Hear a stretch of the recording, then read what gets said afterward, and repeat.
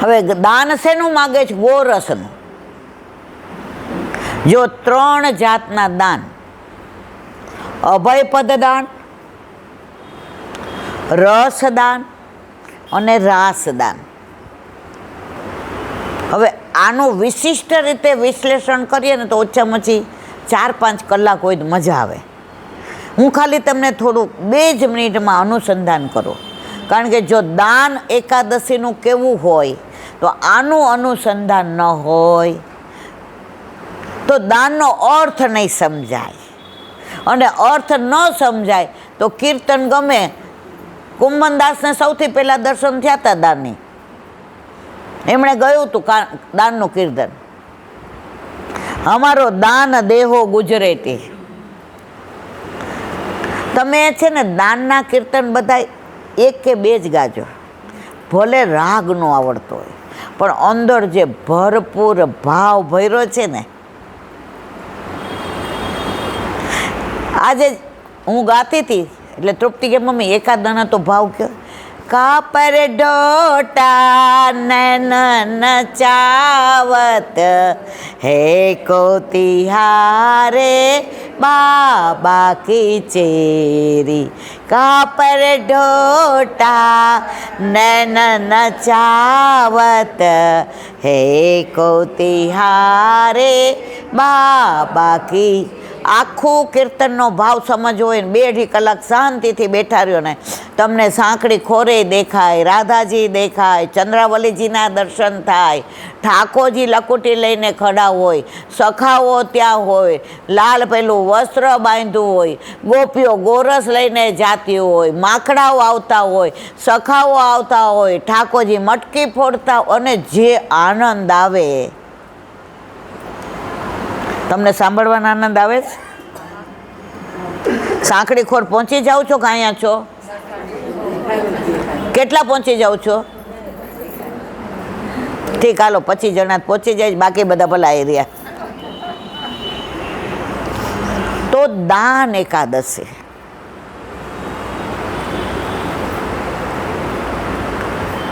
અભયપદ દાન, રસદાન અને રાસદાન. હવે 3 ક્રમમાં આવશે. જુઓ, શ્રાવણ મહિનો, ભાદરવો મહિનો અને આસો મહિનો. શ્રાવણ મહિનામાં અભયપદ દાન. અભયપદ દાન એટલે બ્રહ્મ સંબંધના દાન. બ્રહ્મ સંબંધના દાન મુજને દઈ, વલ્લભ મારા કાનમાં કઈ કઈ ગયા. શ્રી વલ્લભ. તો શ્રાવણ મહિનામાં અભયપદ દાન. શ્રાવણ શ્યામલે પક્ષે એકાદશ્યા મહાનિશી સાક્ષાત ભગવતા પ્રોક્તમ તદક્ષર. એકલા આપણા વલ્ભાચાર્યજીને જ પ્રભુએ સાક્ષાત પ્રગટ થઈને બ્રહ્મ સંબંધની આજ્ઞા આપી. વલ્લભ પોતે લખે છે, શ્રાવણ શ્યામલે સાક્ષાત ભગવતા પ્રોક્તમ. વલ્લભ કે છે સાક્ષાત મને આજ્ઞા આપી. એ બ્રહ્મ સંબંધ આપણે બધા લઈએ, જે ઠાકોરજીએ આપ્યું છે. તો એ બ્રહ્મ સંબંધ મંત્રનું શું કહેવાય? દાન દીધું. વલ્લભ કુળ આપણને શું આપે છે? દાન. તો એને શું કહેવાય? અભયપદ. હવે શ્રાવણ પછી કયો મહિનો આવે? તો ભાદરવામાં રસનું દાન આવ્યું.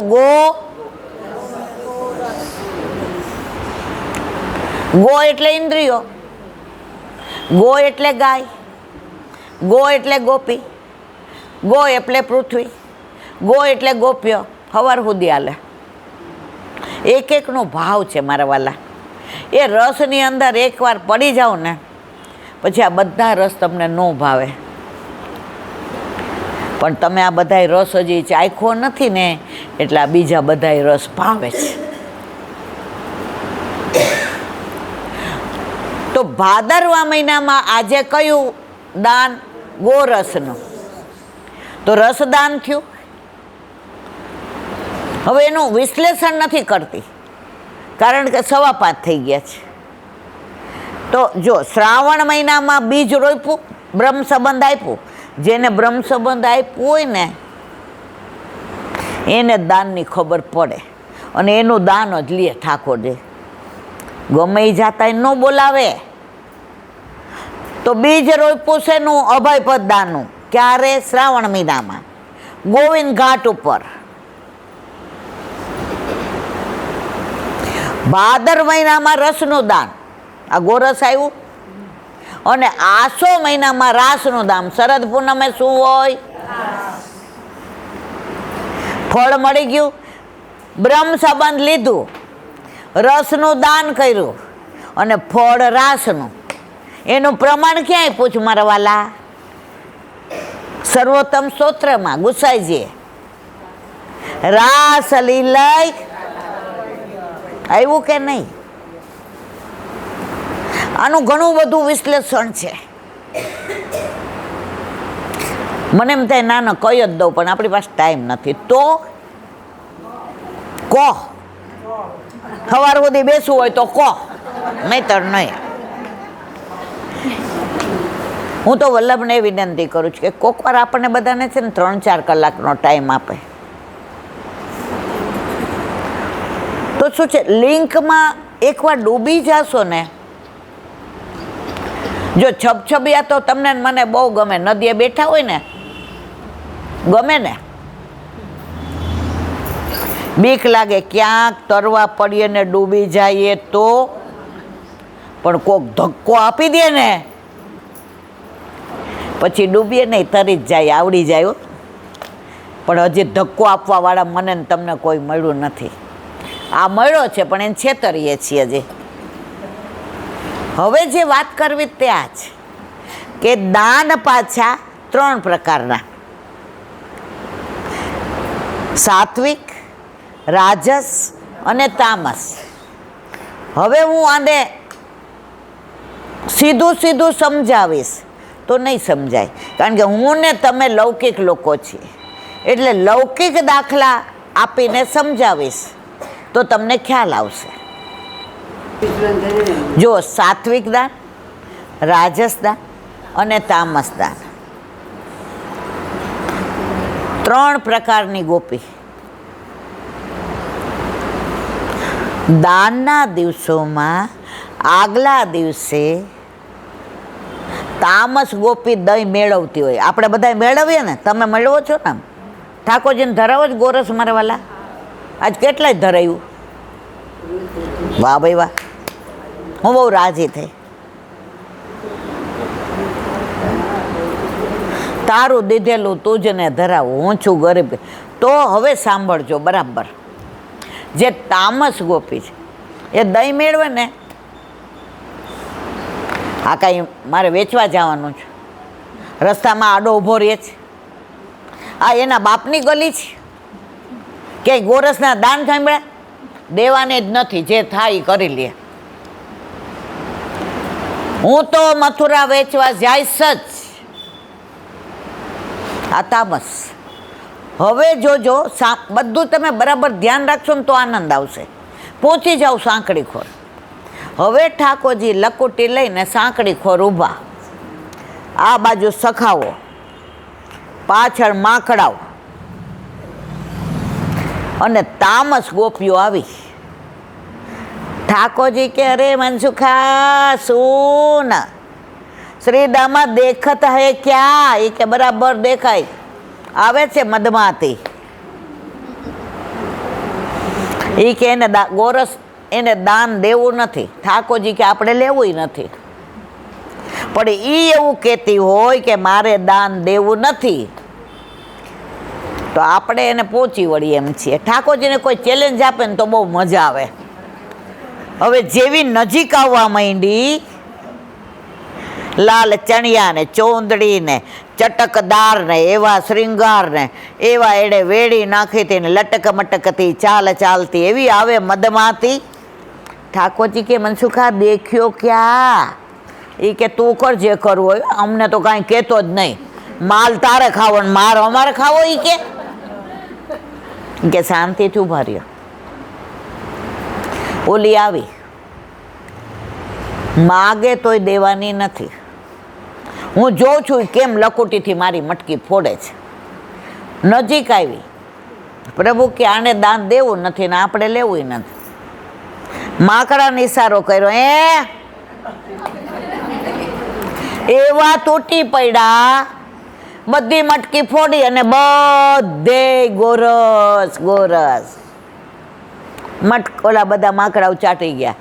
ઠાકોરજી અયડાય નહીં, હામુય ન જોયું, સખાઓએ ન જોયું. પ્રભુને દાન ન દીધું તો કોણ ખાઈ ગયું? એમ આપણે આપણા ઠાકોરજી બ્રહ્મ સંબંધ લઈને પુષ્ટ નહીં કરાવીએ, મારે કાંઈ કહેવું નથી. આ તામસ દાન, આમાં ઘણી બધી લીલાઓ છે. તમે કીર્તન જોશો ને તો બહુ સરસ છે. મારે 2-3 પ્રસંગ કેવા છે, પણ મજબૂરીનું બીજું નામ મહાત્મા ગાંધી.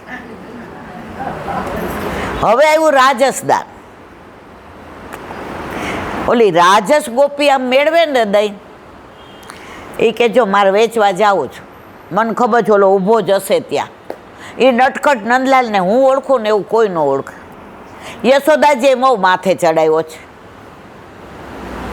હમણાં આપણે કીર્તન ગાયું, કાપર ઢોટા નૈન નચાવત, હે કો તિહારે બાબકી ચેરી. સમજી ગયા ને મારી એક્શન ઉપરથી? લોલી રાજસ ગોપી કે માગે તો દઈશ, બાકી આપણે કાંઈ ગરજ નથી એને દેવાની. રાજસ હોય ને જરા ઠસ્સાવાળા હોય, એ સીધું સીધું કાંઈ આપે જ નહીં. એને એવું મારા જેવું કોઈ નહીં. મેળવું ત્યારે આવો વિચાર કર્યો. સવારે ગોરસ વેચવા નીકળ્યા, સરસ તૈયાર કર્યા. રાજસ હોય એટલે હીરા મોતી ને માણેક ને ઠસ્સાબંધ તૈયારીને, ચાલે તોય ધરતી ધ્રુજાવે ને, આ ઝાંઝરનો રણકાર થાય ને, મટકી એવી સરસ બજારનું આમ ડ્રો કરેલી ને લટક મટકતા આવ્યા. ઠાકોરજી કે મનસુખો કે શાંતિ રાખો, હવે કોનો વારો છે? એ કે માકડાનો મેળ પડી ગયો, તમારો વારો.